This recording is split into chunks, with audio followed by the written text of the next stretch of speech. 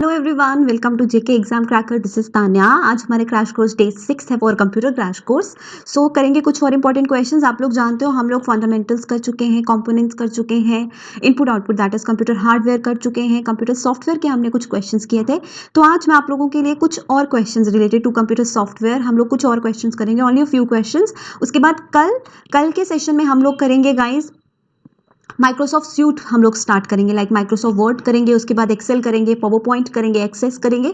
ये सारे टॉपिक्स हम लोग, इनके इंपॉर्टेंट एमसीक्यूज हम लोग कवर करेंगे, so that Microsoft suite complete Microsoft suite का प्रिपरेशन पूरा हमारा रिवीजन जो है वो एक साथ हो जाए। तो आने वाले दिनों में हम लोग उन टॉपिक्स का रिवीजन करने वाले हैं। Then we will move to internet, virus, antivirus, PDF, email, जो हमारे ये वाले टॉपिक्स हैं हमारे सिलेबस में, हम लोग ये टॉपिक्स डिस्कस करेंगे। ठीक है जी।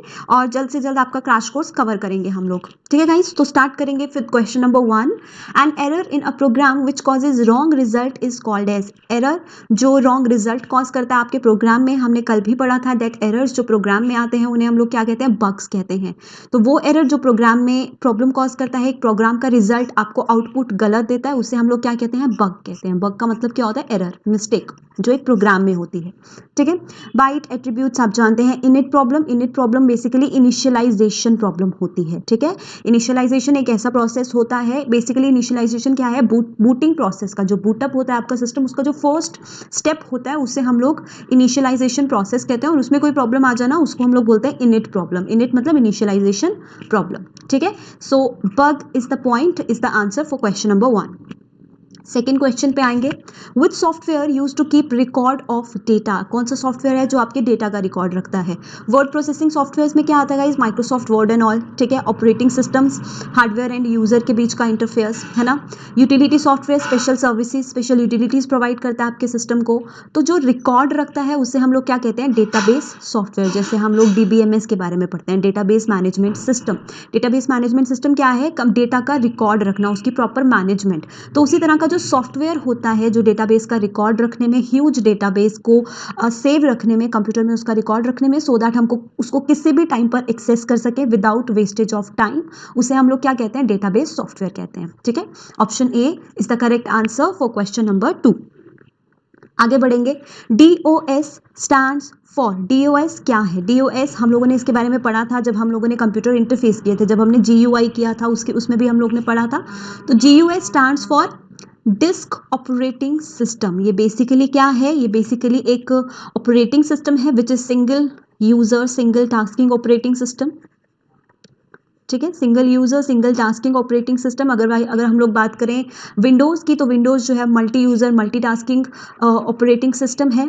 और यहाँ ये कौन सा इंटरफेस फॉलो करता है, कमांड लाइन इंटरफेस। एंड जहाँ तक हम लोग माइक्रोसॉफ्ट की बात करते हैं वो GUI इंटरफेस को फॉलो करता है, ग्राफिकल यूजर इंटरफेस, है ना। कमांड लाइन इंटरफेस क्या होता है, मैंने आप लोग को बताया था, जहाँ पर हर एक एंट्री, हर एक इनपुट कंप्यूटर में देने के लिए हम लोग को एक कमांड लिखनी पड़ती है। सो ये उसी इंटरफेस पर काम करता है हमारा डिस्क ऑपरेटिंग सिस्टम। ठीक है। तो क्वेश्चन ये भी आ सकता है, कौन सा operating system command line interface पे काम करता है। तो उसमें अगर आपको डॉस दिखे तो it is the correct answer, Microsoft DOS. ठीक है। आगे बढ़ेंगे। Question number 4। Basic language of Unix. Unix का जो बेसिक लैंग्वेज है जिस पर ये बेस्ड है, उसको हम लोग, कौन सी लैंग्वेज है वो, बेसिकली जावा है, कोबोल है, असेंबली है या basic. So Unix is an operating system based on assembly language. ठीक है। और कल हमने पढ़ा था यूनिक्स का इन्वेंशन, डेवलपमेंट कब हुआ था, हम लोगों ने कल पढ़ा था। और किसने इस लैंग्वेज को डेवलप किया है, तो वो है केन थॉमसन। ठीक है जी। So this is all about Unix. आगे बढ़ेंगे। What is turnkey system. Turnkey system क्या है, कंप्लीट हार्डवेयर और सॉफ्टवेयर, हार्डवेयर सॉफ्टवेयर या फिर कंप्लीट लैंग्वेज। तो पहले हम लोग ऑप्शंस देखने से पहले हम लोग टर्न की सिस्टम के बारे में पढ़ लेते हैं। टर्न की सिस्टम क्या होता है, बेसिकली एक कंप्यूटर सिस्टम होता है। ठीक है। जो स्पेशली डिज़ाइन या फिर स्पेशली डेवलप किया जाता है किसी भी क्लाइंट की, किसी भी कस्टमर की नीड्स को सेटिस्फाई करने के लिए, कि मतलब एक हम लोग बोलते हैं ना कि customised system kind of. Customise system से कहने का मेरा मतलब क्या है कि एक ऐसा सिस्टम जिसको सेटअप किया जाता है, जिसमें कुछ ऐसी सेटअप्स या फिर ऐसे इस तरह से उसकी इंस्टॉलेशन की जाती है कि जो कस्टमर को चाहिए उसी के अकॉर्डिंग। तो कंप्लीट हार्डवेयर और सॉफ्टवेयर का सेट होता है हमारा टर्नकी सिस्टम। बेसिकली एक कंप्यूटर ही होता है, और कंप्यूटर क्या है, एक हार्डवेयर और सॉफ्टवेयर का सेट है ना।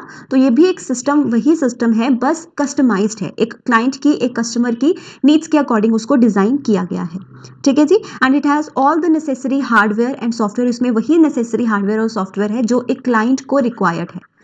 ठीक है जी। सो उसे ही हम लोग क्या कहते हैं, टर्नकी सिस्टम कहते हैं। सो करेक्ट आंसर क्या होना चाहिए इस क्वेश्चन का, ऑप्शन ए। ओके, चलिए आगे बढ़ेंगे। What happens when you boot up a PC, जब आप एक पीसी को बूट अप करते हैं तो क्या होता है। Portions of operating system are copied from disk into memory, operating system के पोर्शंस जो है वो डिस्क से मेमोरी में कॉपी होते हैं। Portions of operating system are copied from memory to disk, memory से डिस्क में कॉपिंग होते हैं। ऑपरेटिंग सिस्टम के पोर्शंस कंपाइल होते हैं, या फिर ऑपरेटिंग सिस्टम्स के पोर्शन एम्यूलेट होते हैं, या फिर पीसी टर्न ऑफ हो जाता है। टर्न ऑफ तो नहीं होता, स्विच ऑफ तो ऑब्वियसली नहीं होता, क्योंकि बूटअप क्या होता है, स्टार्ट करना एक पीसी को। तो करेक्ट आंसर क्या है, जब भी आप एक सिस्टम को स्टार्ट करते हैं, जब भी आप एक सिस्टम को बूट करते हैं, तो ऑपरेटिंग सिस्टम के सारे पोर्शंस कॉपी होते हैं डिस्क से, किसमें, मेमोरी में। ठीक है। सो क्या बोला जाता है उसे, option A is the correct answer. इसी प्रोसेस को हम लोग कहते हैं boot up of a PC, boot up of a system. Option A is the correct answer for question number 6।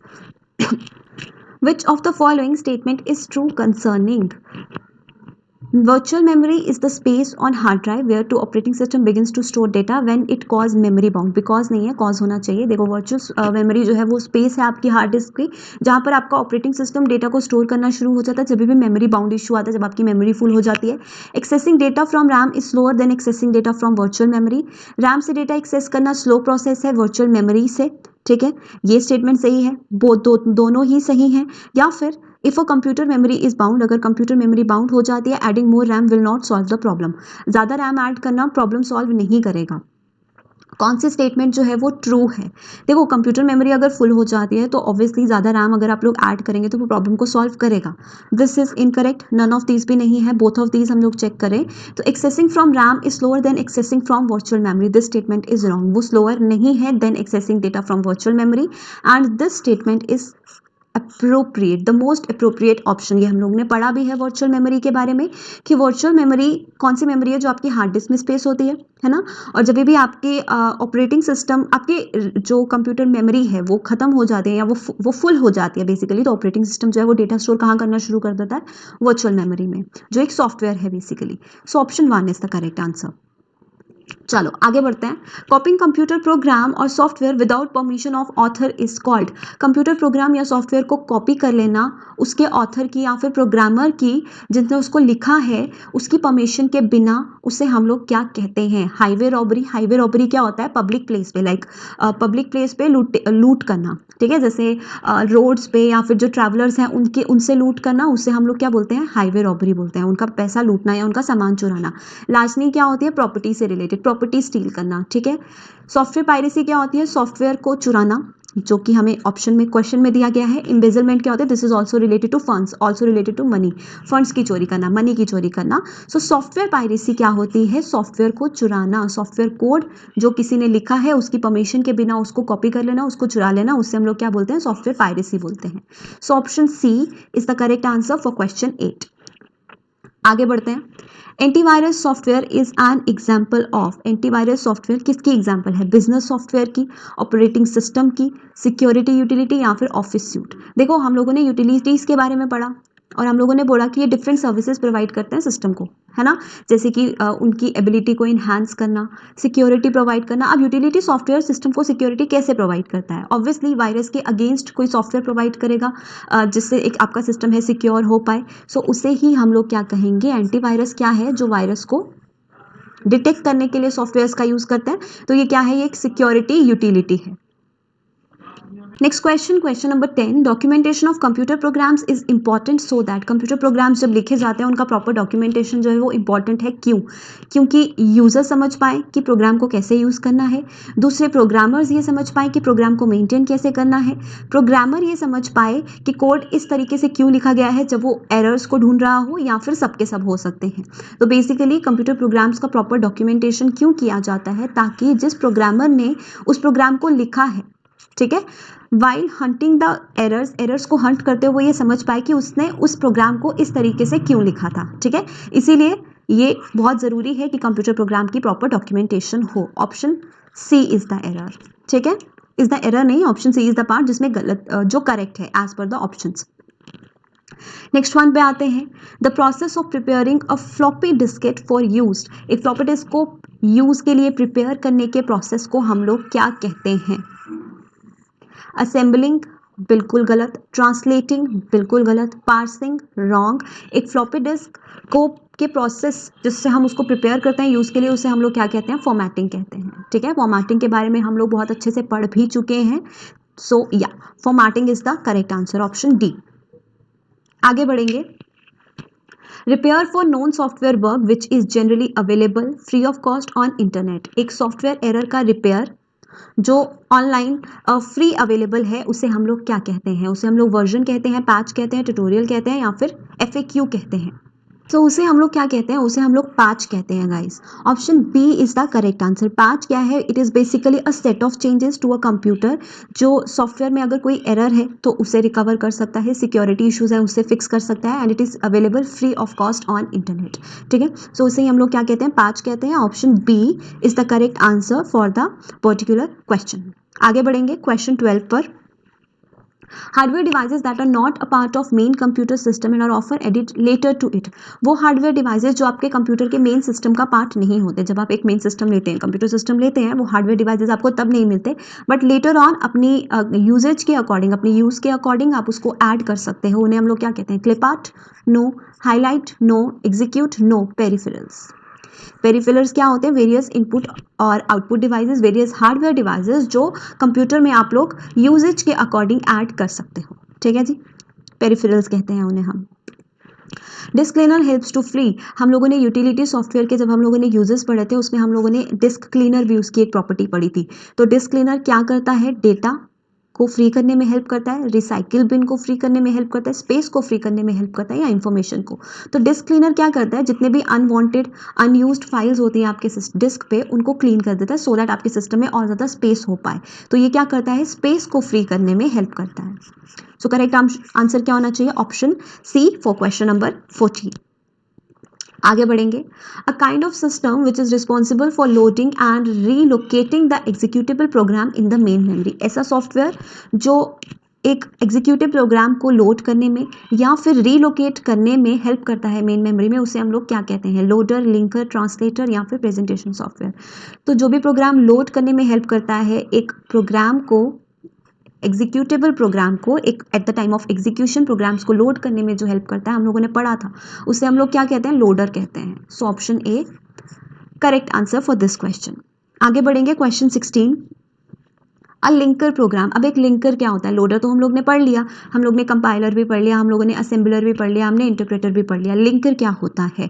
Places the program in the memory for the purpose of execution, program को memory में रखता है for the purpose of execution? नहीं। क्यों नहीं?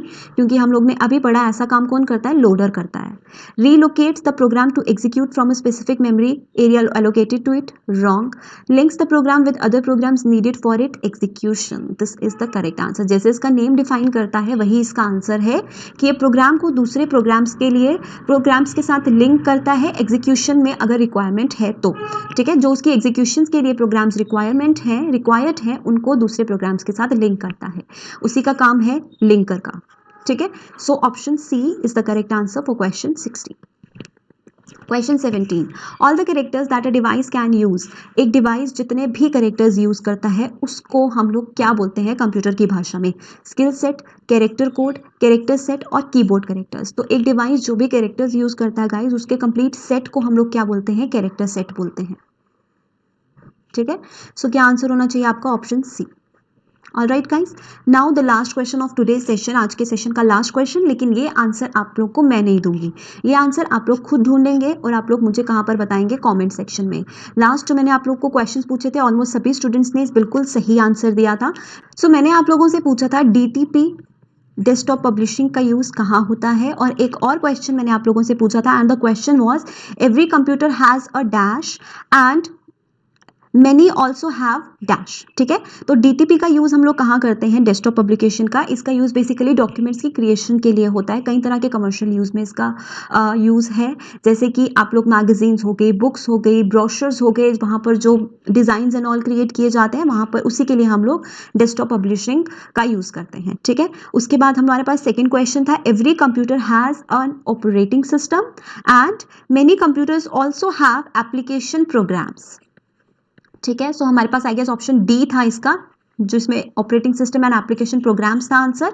सो या this is the correct answer जो हमने प्रीवियस आपको होम टास्क दिया था। आज का होम टास्क का क्या है, as humans are also called Homo sapiens, हम सभी जानते हैं ह्यूमंस को हम लोग होमोसेपियंस कहते हैं, डैश इज कॉल्ड द सिलिकोसेपियंस। अब इनमें से किसे कहा जाता है सिलिकोसेपियंस, कंप्यूटर्स को, रोबोट्स को, हार्डवेयर को, या मोनिटर्स को? इसका आंसर आप लोग मुझे कॉमेंट सेक्शन में देंगे गाइस। ठीक है जी, अब हम लेंगे नेक्स्ट, और कल से हम लोग स्टार्ट कर रहे हैं माइक्रोसॉफ्ट सूट। ओके, तब तक के लिए take care, goodbye, good luck guys, thank you so much.